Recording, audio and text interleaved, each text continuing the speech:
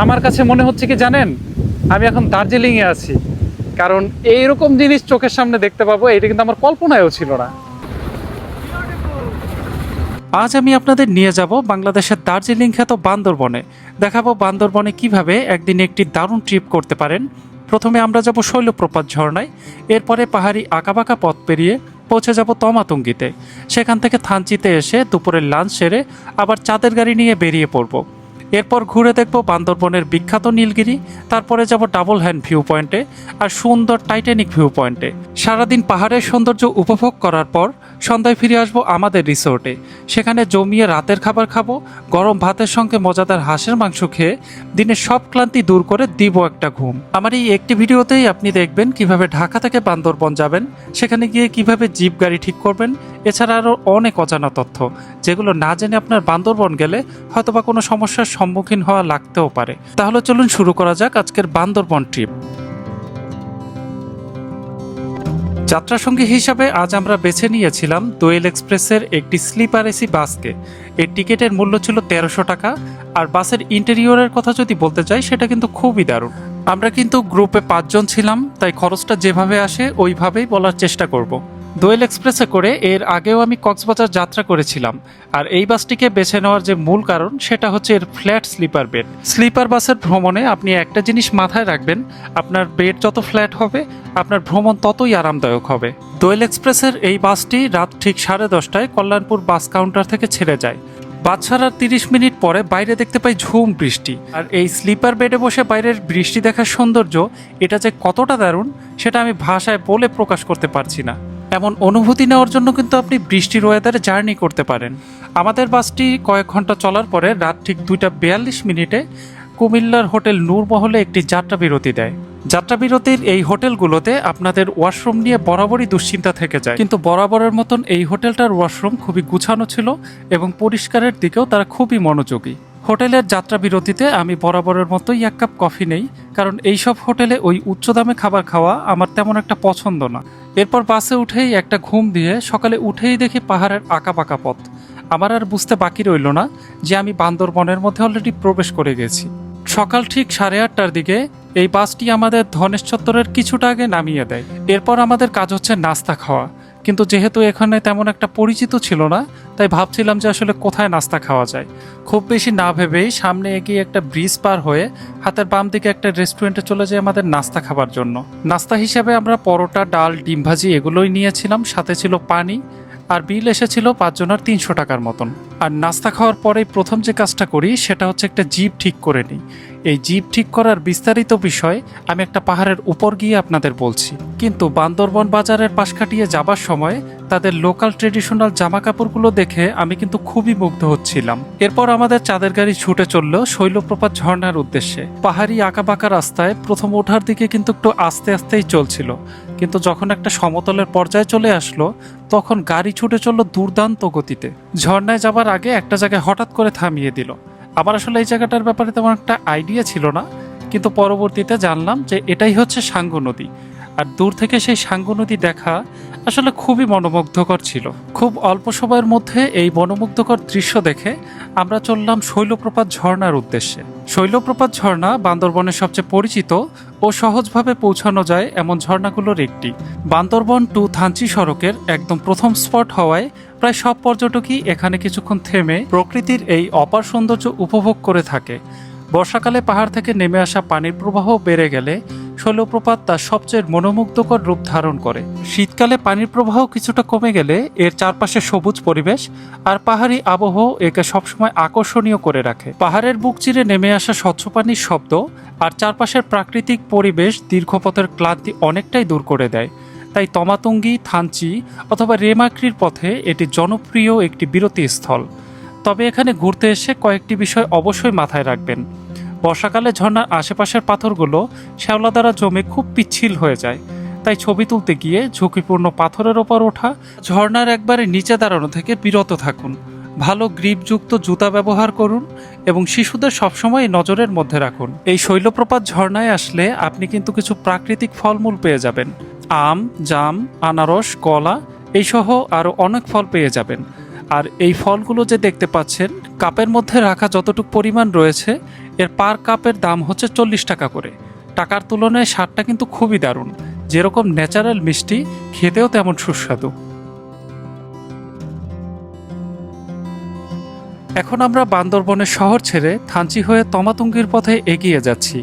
এই পুরো রাস্তাটা শুধু যে সুন্দর তাই নয়, বরং এটি বান্দরবনের সবচেয়ে রোমাঞ্চকর রুটগুলোর একটি।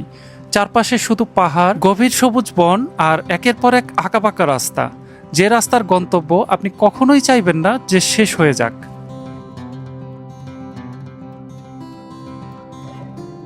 Good morning from Bandarban. আমরা আজকে যে প্যাকেজটা নিয়েছি সেটা হচ্ছে এরকম একটা জিপ গাড়ি নিয়েছি। এটা আপনার পড়েছে ৭,৫০০ টাকা। ৭,৫০০ টাকার মধ্যে হচ্ছে এটা একদম তমাতুঙ্গি পর্যন্ত নিয়ে যাবে এবং মাঝে যে সাইট সিনগুলো রয়েছে, যে জায়গাগুলো, সেই জায়গাগুলো পুরোটা এটা কভার করবে। তো এই ক্ষেত্রে কিন্তু আপনার চার্টে একটা দাম দেওয়া থাকে, আপনি চাইলে সেটাও করতে পারেন, অথবা একটু দামাদামি করে যদি নেন তাহলে কিন্তু ৫০০ থেকে ১,০০০ টাকা কমের মধ্যে নিতে পারবেন। আর আমি বর্তমানে আছি চিম্বুকের একটু আগে। এখানের জায়গাটার প্লেসটা যদি আপনাকে সৌন্দর্য দেখাই, আপনি কিন্তু বুঝতে পারবেন যে ঠিক কতটা সুন্দর এটা।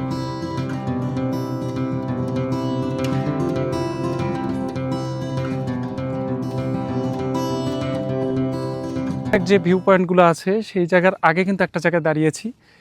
এই জায়গাটার সৌন্দর্য ঠিক ভাষায় প্রকাশ করার মতন ভাষা আমার নেই।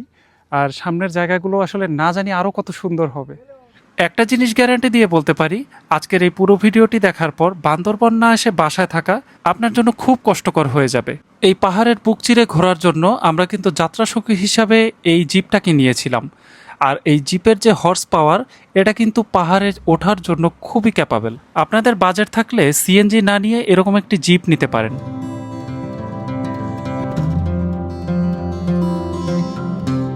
আচ্ছা, এইখানে একটা জিনিস বলে রাখা ভালো, যেহেতু আমাদের যাত্রাটা অনেক বড়, তমাতুঙ্গি পর্যন্ত, তাই আমরা এখন চিম্বুকে না দাঁড়িয়ে ডিরেক্ট চলে যাব হচ্ছে থানচি।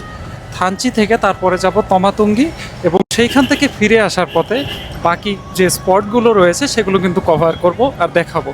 তো গতানুগতিকভাবে মানুষ যেভাবে ঘুরে এইখান থেকে স্পট দেখতে দেখতে যায়, আমার ঘোরাটা সেভাবে হচ্ছে না। আমি একবারে শেষ মাথায় গিয়ে তারপর ঘুরতে ঘুরতে আসব। তো আশা করি সঙ্গেই থাকবেন এবং জায়গাগুলো আপনি উপভোগ করবেন। এখন আপনাকে আমি কিছু খুব গুরুত্বপূর্ণ তথ্য দিব। আপনি যদি এই ভিডিও শেষ পর্যন্ত নাও দেখেন, এই তথ্যগুলো একটু শুনে নেবেন, কারণ এই তথ্যগুলো আপনার জানা থাকলে বান্দরবন ঘোরাটা আপনার জন্য অনেকটা সহজ হয়ে যাবে। এই রাস্তায় ঘুরতে আসলে আপনার কিছু নিয়মের মধ্যে দিয়ে যেতে হবে। আপনারা রাস্তায় যাওয়ার সময় ৩ থেকে ৪টি বিজিবি চেকপোস্ট পেয়ে যাবেন। পাহাড়ি অঞ্চলের নিরাপত্তার কারণে প্রতিটি গুরুত্বপূর্ণ চেকপোস্টে পর্যটকদের তথ্য নিবন্ধন করা হয়। আমাদেরও এই চেকপোস্টে গাড়ি থামিয়ে নাম, ঠিকানা, মোবাইল নম্বর, জাতীয় পরিচয়পত্রের তথ্য এবং কোথায় যাচ্ছি এসব তথ্য দিতে হয়েছে। অনেক সময় গাইডেরও তথ্য যাচাই করা হয়। যারা প্রথমবার এই রুটে আসবেন, আপনারা এক একজনের জন্য ৪-৫ সেট করে জাতীয় পরিচয়পত্রের ফটোকপি অবশ্যই সাথে রাখবেন। মোবাইলে একটা সফট কপিও রাখতে পারেন, কারণ যে কোনো চেকপোস্টে প্রয়োজন হতে পারে। সব কাগজপত্র আগে থেকে গুছিয়ে রাখলে অপ্রয়োজনীয় সময় আপনার একদমই নষ্ট হবে না। এই পাহাড়ি এলাকায় চলার সময় আরেকটি বিষয় খেয়াল করবেন, মোবাইলের নেটওয়ার্ক অনেক জায়গায় দুর্বল বা একেবারেই থাকে না। তাই জরুরি কাউকে ফোন করতে হলে সুযোগ পেলেই আগে কথা বলে নেওয়া ভালো। আর যদি বৃষ্টির মৌসুমে আসেন তাহলে কিন্তু রাস্তা অনেক বেশি পিচ্ছিল হয়ে যায়। তাই ভালো গ্রিপওয়ালা জুতা, রেইনকোট, পর্যাপ্ত পানি এবং শুকনা কিছু খাবার রাখা অবশ্যই বুদ্ধিমানের কাজ হবে। আর একটা বিষয় কিন্তু আপনাকে খেয়াল রাখতেই হবে, এই রাস্তায় এটিএম বুথের সংখ্যা খুবই সীমিত, আর অনেক সময় বুথে টাকা নাও থাকতে পারে। নেটওয়ার্কের সমস্যার কারণে বিকাশ, নগদ এগুলোর লেনদেন বন্ধও থাকতে পারে। তাই বান্দরবন শহর থেকে যখনই আসবেন তখন আপনার প্রয়োজনীয় নগদ টাকা তুলে নেওয়াই সবচেয়ে ভালো হবে। শুধুমাত্র এটিএম কার্ড অথবা মোবাইল ব্যাংকিংয়ের উপরে নির্ভরশীল না হলে আপনার কিন্তু টাকার উপর থেকে ঝুঁকিটাও কমে যাবে। এই পাহাড়ি রাস্তায় চলার সময় আরেকটি বিষয় অবশ্যই মাথায় রাখবেন, এখানে অনেক ব্ল্যাকি, ব্লাইন্ড কার্ভ বা অদৃশ্য বাঘ থাকে। অর্থাৎ বাঘের ওপাশে কি আছে বা সামনে কোনো গাড়ি আসছে কিনা সেটা কিন্তু দেখাই যায় না। এ কারণে গাড়ির জানলা দিয়ে শরীর, হাত বা ক্যামেরা খুব বেশি বাইরে না করাই সবচেয়ে নিরাপদ। কারণ বিপরীত থেকে আসা গাড়ি, জিপ বা মোটরসাইকেল অনেক সময় খুব কাছাকাছি চলে আসে। পাহাড়ি রাস্তায় রাস্তার প্রস্থ অনেক জায়গায় কম হয়ে থাকে, তাই সামান্য অসতর্কতাও বড় দুর্ঘটনার কারণ হয়ে দাঁড়াতে পারে। আপনাদের সাথে কথা বলতে বলতে আমি কিন্তু অনেকটা দূর পথ পাড়ি দিয়ে চলে এসেছি। আজকের ওয়েদারটা কিন্তু খুবই দারুণ, হঠাৎ রোদ, মেঘ, বৃষ্টি সব কিছুই একসাথে। তো যখন সামনের দিকে তমাতঙ্গিতে আগাচ্ছিলাম, হঠাৎ করেই দেখলাম সামনে মেঘ আর বৃষ্টি একসাথে আসছে। আপনি যদি আমার মতন খুব বেশি ভাগ্যবান হয়ে থাকেন, তাহলে একসাথে এতগুলো ওয়েদার আপনি পেলেও পেতে পারেন। তমাতঙ্গির রাস্তাটা কিন্তু মোটামুটি 90 কিলোমিটারের মতন। তো বাইরে বসে যখন ভিডিও করছিলাম, হঠাৎ করে বৃষ্টি চলে আসে। বৃষ্টির ঝাপটা সহ্য করতে না পেরেই আমি চলে যাই গাড়ির মধ্যে। আপনারা সাধারণত ধরে রাখেন যে বান্দরবন ঘোরার মূল আকর্ষণীয় জায়গা হচ্ছে ভিউ পয়েন্ট, কিন্তু আমার কাছে মূল আকর্ষণীয় জায়গা হচ্ছে এর রাস্তা। এই রাস্তার যে অপার্থিব সৌন্দর্য, এটা বান্দরবন না গেলে আমি হয়তোবা কখনোই জানতাম না। 90 কিলোমিটার রাস্তা কোনো রকম অনীহা ছাড়া আমি এর আগে কখনো পাড়ি দিয়েছি কিনা তা আমার জানা নেই, কিন্তু এতটা পথ পাড়ি দিয়ে যখন তমাতঙ্গি চলেই আসলাম, বাকি কথাগুলো আপনি না হয় আমার মুখ থেকেই শুনে নিন। মাত্র এসে পৌঁছেছি তমাতঙ্গিতে, আর এইখানের যে ভিউ আপনি আস্তে আস্তে মোটামুটি দেখতে পেয়েছেন যে রোদ, বৃষ্টি, মেঘ সব কিছুরই দেখা পেয়েছি, কিন্তু এইখানের যে ভিউটা, এটা হচ্ছে একটা লাইফ টাইম এক্সপিরিয়েন্স নেওয়ার মতো। এটা আসলে ভাষায় প্রকাশ করা যাচ্ছে না কোনোভাবে।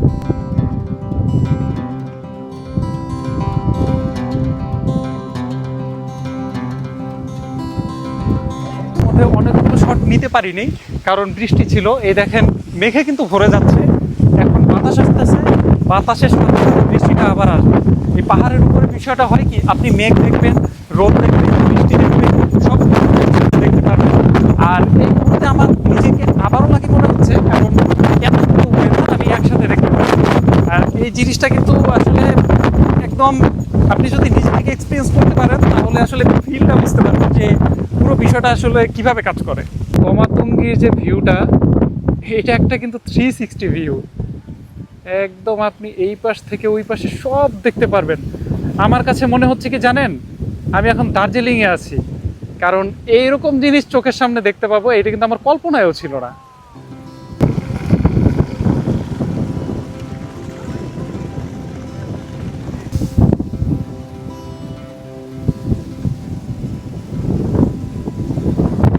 অলরেডি চলে এসেছে, আমি চেষ্টা করবো বৃষ্টিটা কমলে অথবা মেঘের পরিমাণ আর একটু কমলে তারপর আপনাদের দেখানোর জন্য।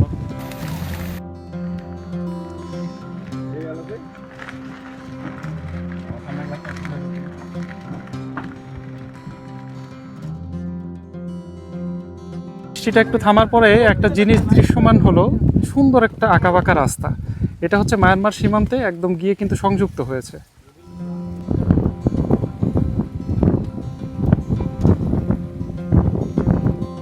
বান্দরবন জেলার থানচি উপজেলার দুর্গম পাহাড়ি অঞ্চলে অবস্থিত এই তমাতঙ্গি প্রকৃতিপ্রেমী ও অ্যাডভেঞ্চার প্রিয় ভ্রমণকারীদের কাছে এটি একটি স্বপ্নের গন্তব্য। এখানে আসার আসল আনন্দ যে শুধু পৌঁছানো তা নয়, বরং পুরো যাত্রাপথেই এর অভিজ্ঞতা রয়েছে। ভিডিওর প্রথম দিকে কি বলেছিলাম যে আপনি আমার ভিডিও দেখলে ঘরে বসে থাকতে পারবেন না। দেখছেনই, ভিউ তো দেখেই বুঝতে পারতেছেন। এই ভিউ দেখে আমার মনে হয় না কেউ ঘরে বসে থাকতে পারবে, কারণ আপনি চাবেন মুক্ত পাখির মতন আকাশে উড়তে, একদম ডানা মেলে আপনার যেদিকে দু চোখ যায় ঘুরবেন, এনজয় করবেন। এই জীবন খুবই সংকীর্ণ, আপনি সেই জীবনটাকে কিভাবে উপভোগ করবেন সেটা হচ্ছে পুরো আপনার বিষয়।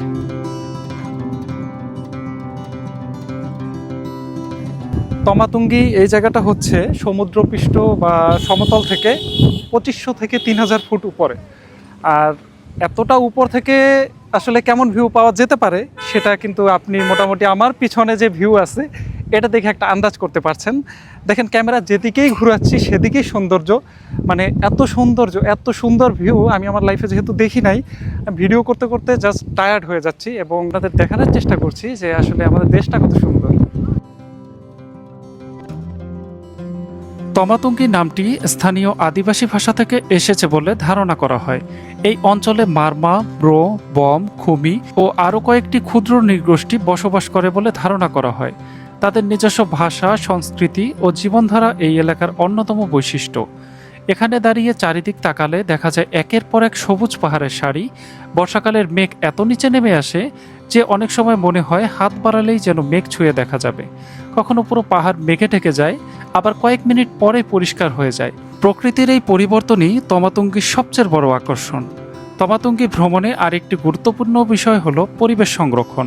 পাহাড়ে প্লাস্টিক বা যে কোনো ধরনের ময়লা ফেলে আসা অবশ্যই উচিত নয়, কারণ এই প্রকৃতি এলাকার সবচেয়ে বড় সম্পদ। পাশাপাশি স্থানীয় মানুষের সংস্কৃতি ও ব্যক্তিগত গোপনীয়তাকে সম্মান করা প্রত্যেক ভ্রমণকারীর দায়িত্ব।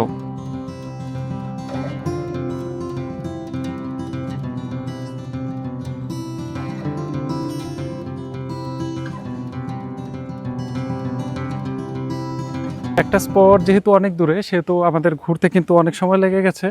এখন একটু লাঞ্চ করতে হবে, কারণ মোটামুটি 3টার মতন বেজে গেছে। দেখা যাক এখানে কোথায় ভালো লাঞ্চ পাওয়া যায়, সেটা আমি আপনাদের দেখানোর চেষ্টা করব। তমাতুঙ্গির নিচে একটা রেস্টুরেন্ট ছিল, কিন্তু সেটা খাবারের দাম অনেক বেশি হওয়াতে আমরা চালকের কথা অনুযায়ী চলে যাই থানচিতে। থানচি শহরে আপনি অনেকগুলো হোটেল পেয়ে যাবেন, যেখানে প্যাকেজ অন্তর্ভুক্ত কিছু খাবার দাবার দেওয়া হয়। যদিও প্যাকেজ খাবারগুলোতে খরচ একটু বেশিই পড়ে, কিন্তু এই দুর্গম পরিবেশে আপনার এইগুলো ছাড়া আর কোনো উপায় নেই। আর এই রেস্টুরেন্টের পরিবেশে কিন্তু একটা ন্যাচারাল ভাইব রাখা হয়েছে। আর খাবারের দাম তো আপনি লিস্ট দেখে মোটামুটি বুঝতেই পারছেন। এতে আসলে সবচেয়ে কম দামে যে প্যাকেজটা 180 টাকার, সেইটাই আমরা নেই। ব্রয়লার মুরগি আলু ভর্তা ডাল এবং রুই মাছ আলু ভর্তা ডাল, এই প্যাকেজটা ছিল 180 টাকা করে, আমরা এইটাই নিই। আর খাবারের মানের কথা যদি বলতে যাই, খুব যে আহামরি স্বাদ পাবেন তা কিন্তু বলা যাবে না। দুপুরের ক্ষুধা হিসাবে আপনার পেটের কাজ চালিয়ে নেওয়ার জন্য এই খাবারটাকে মনে হয় এই দামের মধ্যে ঠিকঠাক। দুপুরের লাঞ্চ শেষ করে এবার আমাদের গন্তব্য হচ্ছে ডিরেক্ট নীলগিরি, কিন্তু পথেই হঠাৎ করে দেখতে পারলাম ল্যান্ডস্লাইড হয়েছে। যদিও স্লাইডের পরিমাণটা কম, তারপরে মনের মধ্যে একটু তো ভয় থেকেই যায়।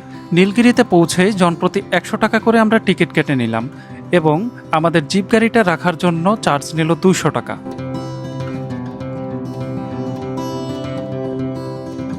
নীলগিরির এই এরিয়াটাও কিন্তু চমৎকার।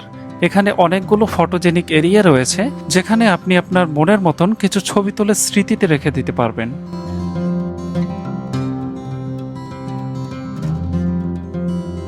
আমি বর্তমানে আছি নীলগিরি ভিউ পয়েন্টে। আর পরিবেশের যে অবস্থা আপনি দেখতে পারতেছেন, এক এক সময় কিন্তু ওয়েদার এক একভাবে চেঞ্জ হচ্ছে। কখনো রোদ হচ্ছে, কখনো বৃষ্টি হচ্ছে, আবার কখনো মেঘে এরকম কিন্তু পুরো জায়গা, একদম বিস্তৃত জায়গা পুরো ভরে যাচ্ছে। একটা বিষয় আপনার মাথায় রাখতে হবে, ওই নীলগিরি থেকে আপনার হেলিপ্যাডে আসা পর্যন্ত অনেকটা পথ পায়ে হাঁটতে হবে, কারণ আপনি সিএনজি নেন অথবা চাঁদের গাড়ি, ওটা কিন্তু অনেকটা আগেই নামিয়ে দিবে। এই যে দেখতে পাচ্ছেন সামনের যে পুরো জায়গাটা, এটা কিন্তু হচ্ছে নীলগিরির যে হেলিপ্যাড সেটা। আর এইটা থেকে আপনি আসলে একটা 360 ভিউ কিন্তু এখানে পেয়ে যাবেন।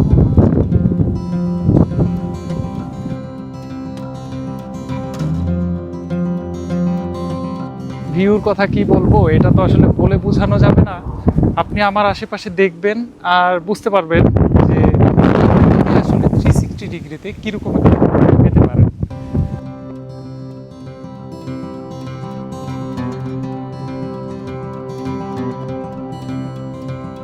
নীলগিরি স্পটে মোটামুটি ঘোরা শেষ হলো। এখন চেষ্টা করবো আরেকটা স্পটে যাওয়ার জন্য, এবং সেইখানে সৌন্দর্য আপনাদের সাথে শেয়ার করব।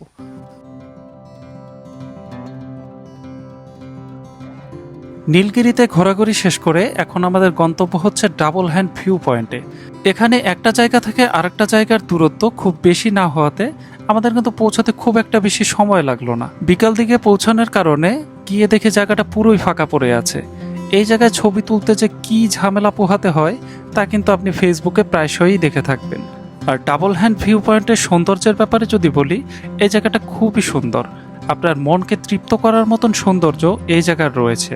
দুপুর গড়িয়ে বিকাল হওয়াতে আমাদের খুব বেশি সময় ছিল না হাতে, তাই আমরা তাড়াতাড়ি এখান থেকে কিছু ছবি তুলে ডিরেক্ট রওনা দিই টাইটানিক ভিউ পয়েন্টের উদ্দেশ্যে। জিপ গাড়িতে করে কিছুটা পথ এগোনোর পরেই আমরা চলে যাই টাইটানিক ভিউ পয়েন্টে। আর টাইটানিক ভিউ পয়েন্টের সৌন্দর্য এবং ডাবল হ্যান্ড ভিউ পয়েন্টের সৌন্দর্য মোটামুটি কাছাকাছি, কিন্তু এই সব জায়গাগুলো শুক্রবার বা যে কোনো ছুটির দিনে এত পরিমাণ ভিড় থাকে যে আপনার ভিডিও করা বা ছবি তোলা অনেকটা দুষ্কর হয়ে পড়বে। তাই যদি সম্ভব হয়ে থাকে আপনি চেষ্টা করবেন উইকেন্ডগুলো বাদ দিয়ে উইকডেসে ঘোরার জন্য। এতে করে আপনি যেমন সব জায়গাগুলো একটু রিল্যাক্সে কভার করতে পারবেন, তেমনি সুন্দর সুন্দর ছবি তুলে আপনার মেমোরিতে রেখে দিতে পারবেন।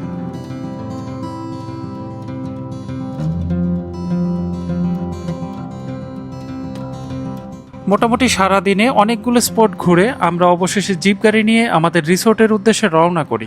আমাদের আজকের রিসোর্টের নাম ছিল বননিবাস এবং এর দূরত্ব ছিল নীলাচল থেকে মাত্র 5 মিনিট দূরত্বে। এই রিসোর্ট নিয়ে আবার একটা মিশ্র প্রতিক্রিয়া আছে, সেটা শেয়ার করার আগে আপনাদের একটু এই রিসোর্টটা দেখিয়ে নিই। এখানে আপনি একটা সুইমিং পুল পাবেন, যেটা আমরা গিয়ে রাতে কোনোভাবেই অ্যাক্সেস পাইনি। এটার জন্য সকাল পর্যন্ত অপেক্ষা করতে হয়েছিল, কিন্তু সকালে আসলে অত সময় ছিল না যে সুইমিং পুলে নেমে গোসল করব। আমরা যেহেতু গ্রুপে 5 জন ছিলাম, তাই আমরা 2 বেডের একটি নন এসি রুম নেই। আর এই রুমটার দাম চাওয়া হয়েছিল 3500 টাকা। অনেক দামাদামি করে আমরা 3000 টাকার মধ্যে এই রুমটাকে নিতে পারি। এই রিসোর্টের সবচেয়ে ভালো এবং সবচেয়ে খারাপ দুইটা দিক রয়েছে। সবচেয়ে খারাপ দিকটা দিয়েই শুরু করি। আমরা যেদিন যাই সেদিন তাদের ট্যাপের পানি এত নোংরা ছিল যে আমাদের কাপড় দিয়ে ছেঁকে তারপর ওই পানি দিয়ে গোসল করতে হয়েছিল। তাদের এই বিষয় অবগত করার পরও তারা বলছিল যে ঠিক হয়ে যাবে, কিন্তু পরের দিন সকাল পর্যন্ত একই অবস্থা ছিল। মানলাম যে কম বাজেটের রিসোর্ট, কিন্তু পানির দিকটা তো অন্তত পরিষ্কার থাকার দরকার ছিল।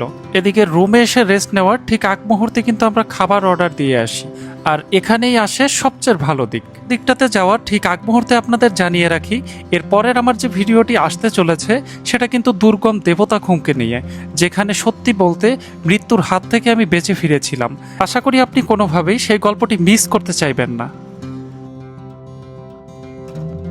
আচ্ছা, এবার আসি খাবারের বিষয়। খাবার যখন অর্ডার দিতে যাই তখন চিন্তা করলাম যে একটা পাহাড়ি হাঁস খেয়ে দেখা যাক, কিন্তু দাম দেখলাম 1600 টাকা, যেটা থেকে আসলে চিন্তায় পড়ে গেলাম যে এত টাকা দিয়ে হাঁস জীবনে কোনোদিনও আমি খাইনি। কিন্তু সত্যি কথা বলতে তারা যখন হাঁসটা সার্ভ করলো, এর যে স্বাদ, আমার জীবনে আমি এত ভালো হাঁস খেয়েছি কিনা আমার ঠিক মনে নেই।